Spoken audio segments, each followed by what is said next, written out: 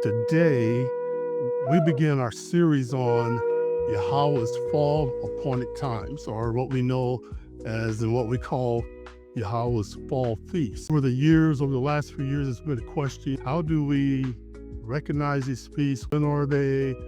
How do we observe them, etc.? Well, we're going to answer those questions to the best of our ability. What we have found in Scripture, what Scripture has identified and just allowed us to understand. And this first one related to trumpets, or the Feast of Trumpets. It's the Paleo-Hebrew Shaparyam.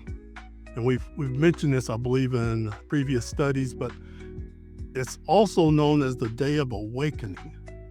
It's in Scripture, it tells us Quara, and I'm going to use the Paleo-Hebrew's name to the best of my ability. The English version of the names will always be on the screen, so you'll know what I'm talking about. But Quara is the Leviticus 23:24.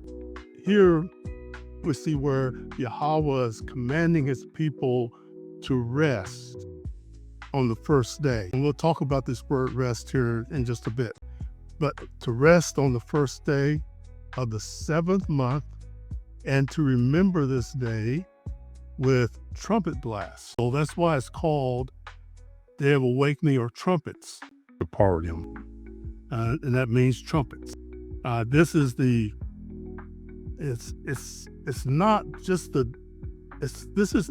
about history, to put it that way.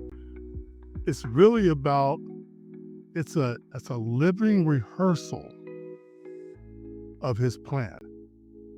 And keep that in mind as we go through this study. This is a living rehearsal of his plan. That's what this is all about. It's not just about the historical lesson of this is what happened in the past. It's about what happens today, as well as understanding what we do today as a rehearsal for his plan.